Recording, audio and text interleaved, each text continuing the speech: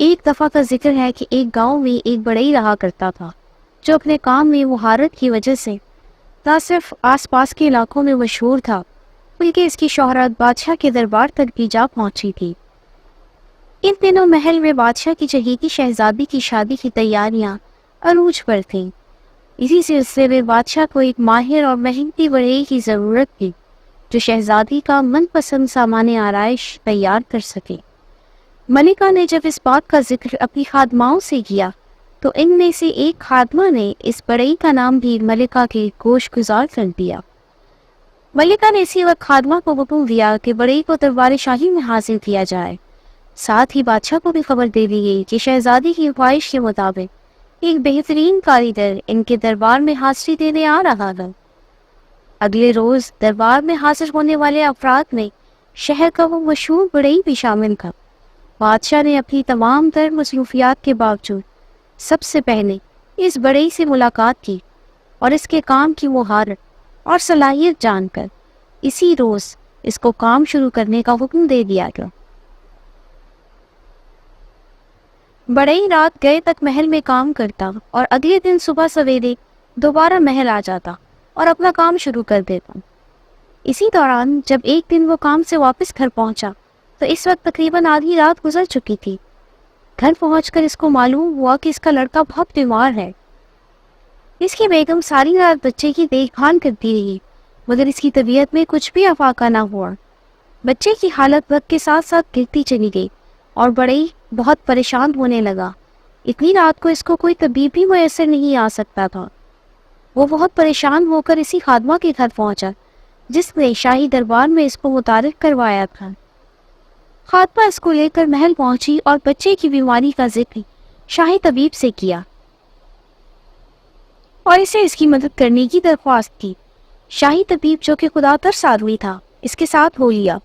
اس وقت تقریباً رات کے 2 بج رہے تھے۔ بڑئی کے گھر میں ایک سندل کا درخت۔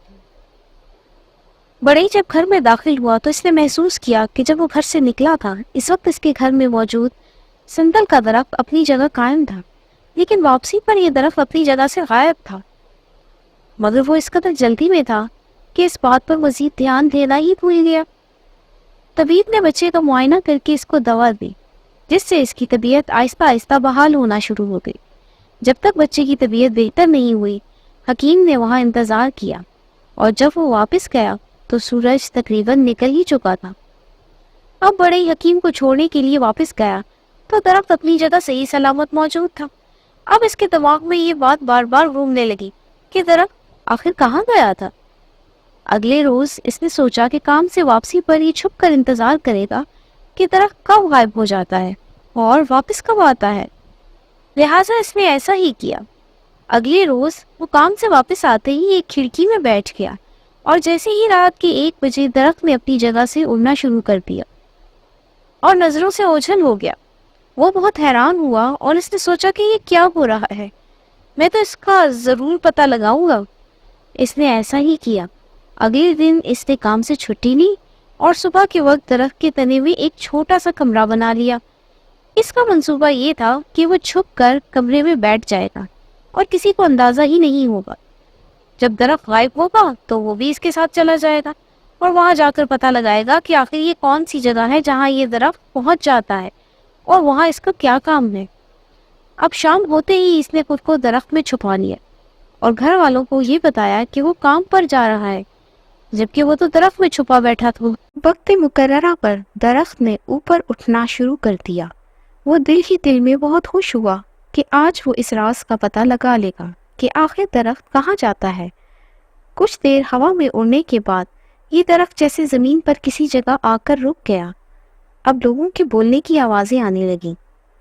بڑئی نے درخت میں بنائے گئے کمرے کا دروازہ کھول کر باہر جھانکا تو دیکھا کہ وہاں نہایت ہی حسین پریاں موجود ہیں جو کہ قطار میں کھڑی کسی کی آمد کا انتظار کر رہی ہیں۔ اس کا نظارہ دیکھ کر ایسے معلوم ہوتا تھا جیسے یہ کوئی پرستان ہے۔ نہایت خوبصورت محل، باغات، تالاب اور خوبصورت لباس میں ملبوس پریاں۔ اب اس درخت سے بھی ایسی ہی کچھ پریاں اتری اور خوش آمدید کہنے والی پریوں سے ایک ایک کر کے ملنے لگی۔ جب سب ایک دوسرے کو خوش آمدید کہہ چکی تو مل کر پریوں کی شہزادی کی خدمت میں حاضر ہوئے۔ پریوں کی شہزادی نے بھی ان کو خوش آمدید کہا اور اپنے ساتھ محل میں لے گئی۔ اتنے میں بڑئی نے درخت کی کھو سے نکل کر یہاں وہاں گھوم کر بہت سی چیزیں دیکھیں، جس میں خوبصورت پھول، تتلیاں، باغات اور خوبصورت عمارات تھیں جو اس نے پہلے کبھی اپنی زندگی میں نہیں دیکھی تھی۔ محل میں جا کر پریوں کی ضیافت شروع ہوئی۔ تمام پریاں اپنی اپنی نشستوں پر براجمان ہو گئیں اور عشائیہ شروع کیا گیا۔ ساتھ ہی کچھ پریوں نے خوبصورت دھن چھیڑ دی۔ سب کچھ بہت خوبصورت لگ رہا تھا۔ تمام پریاں کھانے میں مشغول تھیں۔ کسی کو بھی انسان کی موجودگی کا احساس تک نہ ہوا اور نہ ہی کسی کا خیال اس طرف گیا۔ کھانے سے فارغ ہو کر وہ محل کے باہر موجود ایک آبشار کی طرف روانہ ہو گئیں۔ اس آبشار کے پاس ایک خوبصورت تالاب بھی تھا۔ ان میں سے کچھ تیراکی کی غرض سے اپنا اپنا لباس تبدیل کر کے تالاب کے کنارے پر ہی چھوڑ گئیں۔ کچھ پریاں باغات کی طرف چلی گئیں، جہاں وہ خوبصورت نظاروں سے لطف اندوز ہونا چاہتی تھیں۔ اسی موقع سے فائدہ اٹھاتے ہوئے بڑئی نے پریوں کے لباس میں سے ایک لباس چرا لیا اور اسے لے کر درخت کی کھو میں بیٹھ گیا۔ اب صبح ہونے والی تھی۔ تمام پریاں جلدی جلدی واپس جانے کی تیاری کر رہی تھیں۔ تالاب سے باہر آ کر جب پریوں نے اپنا اپنا لباس تبدیل کیا تو ایک پری کا لباس غائب تھا۔ تمام پریوں نے مل کر اس کو ڈھونڈنے کی کوشش کی، لیکن ان کی تمام کوششیں رائے گاں گئیں۔ لہٰذا اس کو دوسرا لباس مہیا کر دیا گیا اور انہوں نے واپس آنے کا فیصلہ کیا۔ اب درخت دوبارہ سے ہوا میں بلند ہوا اور چند ہی لمحوں میں واپس اپنی جگہ پر پہنچ گیا۔ جب صبح ہوئی تو بڑئی بھی کھو سے باہر نکل آیا اور یہ لباس اپنی بیٹی کے ہاتھ میں تھما دیا۔ بیٹی نے جب یہ لباس دیکھا تو وہ بے انتہا خوش ہوئی۔ بڑئی کی بیوی یہ دیکھ کر حیران رہ گئی اور کہنے لگی، اتنا خوبصورت لباس کہاں سے آیا ہے؟ بڑئی نے بہانہ بنایا اور جھوٹ کہا کہ یہ لباس بادشاہ نے تحفے کے طور پر دیا ہے تاکہ جب ہم بادشاہ کی بیٹی کی شادی میں شرکت کریں تو اچھے لباس میں جائیں۔ بڑئی کی بیوی یہ بات سن کر غصے ہو گئی اور کہنے لگی، کیا میں معمولی لباس میں شادی میں شرکت کروں گی؟ میرے لیے ایسا لباس کیوں نہیں مانگا تم نے؟ یہ سن کر بڑئی تشویش کا شکار ہو گیا اور اس نے وعدہ کر لیا کہ آج تمہارے لیے بھی ایک ایسا ہی لباس لے آؤں گا۔ یہ سن کر بڑئی کی بیوی کو کچھ تسلی ہوئی۔ اگلی صبح بڑئی محل روانہ ہو گیا مگر جلد ہی گھر لوٹ آیا۔ اس کو جلدی گھر پہنچتا دیکھ کر اس کی بیگم حیران ہو گئی اور دوبارہ سے نئے لباس کا مطالبہ کرنے لگی۔ بڑئی کہنے لگا کہ میں نے درخواست دے دی ہے، جیسے ہی منظور ہو گئی تمہیں بھی ایک لباس مل جائے گا۔ اسی شام بڑئی دوبارہ درخت پر سوار ہو گیا اور پریوں کے ساتھ ان کے دیس پرستان پہنچ گیا۔ اس دن بھی معمول کے مطابق پریاں اپنے کھیل تماشے میں مصروف ہو گئیں اور سب سے آنکھ بچا کر بڑئی نے ایک اور قیمتی لباس غائب کر دیا۔ اب پرستان میں یہ دوسری چوری تھی جو کہ کسی انسان کا کام ہی ہو سکتا تھا، اور وہ اس بات پر بہت حیران تھیں کہ جب انسان موجود ہی نہیں تو ایسی حرکت کون کر سکتا ہے۔ اس بار بھی وہ بچ نکلا اور اگلی صبح یہ لباس اپنی بیوی کو دے دیا۔ وہ اس سے بہت زیادہ خوش ہوئی۔ اسی شام ان کو محل میں ایک تقریب میں شرکت کرنا تھی۔ یہ دونوں وہی لباس زیب تن کر کے محل کی تقریب میں شامل ہو گئیں۔ اس تقریب میں دوسرے ملکوں کی شہزادیاں، ملکائیں، وزیرزادیاں اور دوسرے امراء بھی شامل تھے۔ سب اپنی اپنی جگہ نہایت خوبصورت لباس زیب تن کیے ہوئے تھے، مگر ان کے لباس کی شان و شوکت کے سامنے سب کی چمک دمک مان پڑ رہی تھی۔ شہزادی نے جب ان کا لباس دیکھا تو وہ بھی بہت متاثر ہوئی اور خاص طور پر ان کو اپنے پاس بلا کر تعارف کروانے کا مطالبہ کیا۔ جب شہزادی کو پتہ چلا کہ یہ تو اسی بڑئی کی بیگم اور بیٹی ہے جو ان کے محل پر کام کرتا ہے تو وہ اور بھی متاثر ہوئی۔ اس تقریب میں محل کے خصوصی ملازمین بھی شامل تھے، جن میں شاہی درزی بھی موجود تھا۔ شہزادی نے خاص طور پر اس کو بلوایا اور ان کا لباس دکھا کر کہا کہ ایسا ہی لباس تیار کیا جائے۔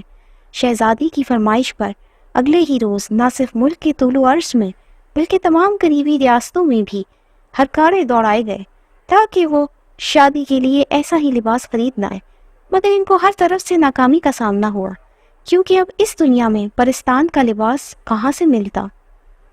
اب ایک بار پھر بڑئی کو محل میں طلب کر لیا گیا اور اس لباس کے بارے میں پوچھا گیا۔ شروع میں بڑئی نے جھوٹ بولا، لیکن بادشاہ نے اس کو ڈرانا دھمکانا شروع کر دیا اور کہا کہ اگر آج شام تک شہزادی کے لیے بھی ایسا لباس پیش نہ کیا گیا تو اس کا سر قلم کر دیا جائے گا۔ یہ سن کر بڑا ہی خوفزدہ ہو گیا اور بولا، میں آپ سے اکیلے میں کچھ عرض کرنا چاہتا ہوں۔ بادشاہ نے اس کی درخواست منظور کی اور تمام درباریوں کو دربار سے نکل جانے کا حکم دیا۔ جب اس نے دیکھا کہ وہ ہر طرح سے محفوظ ہے تو اس نے بادشاہ کو اصل ماجرا بیان کیا۔ یہ سن کر بادشاہ کے ذہن میں ایک ہی بات آئی، اور وہ یہ کہ ہو سکتا ہے کہ یہ شخص دھوکہ دے رہا ہو۔ چنانچہ اس نے نہایت سخت الفاظ میں بڑئی کو تنبیہ کی کہ وہ اپنی بات کو ثابت کرے، اور اگر ایسا نہ ہوا تو اسے سنگین نتائج بھگتنا ہوں گے۔ یہ سن کر بڑئی نے بادشاہ کو اپنے گھر آنے کی دعوت دی اور وقت مقررہ پر بڑئی کے ساتھ پرستان کے سفر کے لیے تیار رہنے کا معاملہ طے پا گیا۔ دربار سے نکلتے ہی بادشاہ کے وزیر نے اس کو دھر لیا اور اس پر شدید دباؤ ڈالا کہ ایسی کیا بات ہے جو اس نے بادشاہ کو تنہائی میں بتانا ضروری سمجھا۔ بڑئی نے مجبور ہو کر سارا واقعہ اس سے بھی بیان کر دیا، اور اب وزیر کے دل میں بھی شوق پیدا ہو گیا کہ وہ پرستان کا سفر کرے، یا پھر لالچ پیدا ہو گیا کہ وہ پرستان سے قیمتی چیزیں اکٹھی کر لے۔ مگر مصیبت اس وقت بڑئی کے لیے بن گئی، کیونکہ کھو میں 3 افراد کی گنجائش تو ہرگز نہیں تھی۔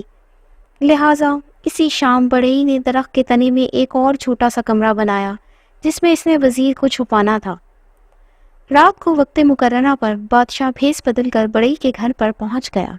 وزیر کو بڑئی نے پہلے ہی درخت میں چھپا دیا تھا۔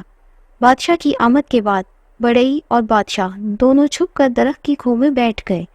رات ہوتے ہی پریوں نے درخت کو اڑانا شروع کیا۔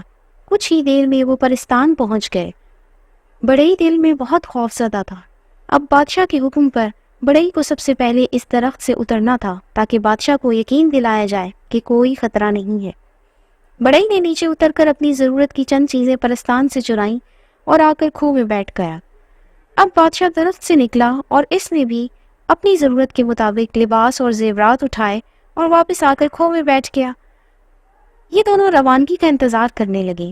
جب وزیر نے دیکھا کہ راستہ صاف ہے تو اس نے بھی درخت کی کھو سے نکل کر کچھ چیزوں پر ہاتھ صاف کیا۔ اب چونکہ یہ درخت پہلے ہی بہت چھوٹا تھا اور اس میں 3 لوگوں کے بیٹھنے کی گنجائش تو ہرگز نہیں تھی، مگر اس میں 3 افراد اور ان کے ساتھ چوری شدہ مال بھی موجود تھا۔ غلطی سے اس چوری شدہ لباس میں سے ایک کپڑے کا پلو کھو کے دروازے سے باہر رہ گیا۔ اب جب پریوں نے دیکھا تو بہت سی چیزوں کو غائب پایا۔ ان کی تشویش میں اور بھی اضافہ ہو گیا۔ وہ سب شکایت لے کر پرستان کی ملکہ کے پاس پہنچ گئیں اور اپنی پریشانی بیان کی۔ پرستان کی ملکہ نے اپنے جادو کے زور پر پرستان میں انسانوں کی موجودگی کا پتہ لگا لیا اور پریوں کو سندل کے درخت کے پاس پہنچنے کا حکم دیا۔ جب پریاں یہاں پہنچی تو انہوں نے چوری شدہ لباس کا کچھ حصہ کھو میں سے باہر نکلا ہوا دیکھ لیا۔ اب انہوں نے اس کے دروازے کو کھولا تو یہاں 3 انسان موجود تھے، بادشاہ، وزیر اور بڑئی۔ انہوں نے جب پریوں کی ملکہ کو غصے کی حالت میں دیکھا تو معافی مانگنے لگے اور وعدہ کرنے لگے کہ اگلی مرتبہ وہاں کبھی نہیں آئیں گے، لیکن اب بہت دیر ہو چکی تھی۔ پریوں کی ملکہ نے اپنے سر سے ایک بال توڑا اور اس کو جیسے ہی آگ دکھائی تو جنوں کا سردار اپنی فوج سمیت حاضر ہو گیا۔ پریوں کی ملکہ نے جنوں کے سردار سے درخواست کی کہ ان تینوں لالچی چوروں کو سخت ترین سزا دی جائے۔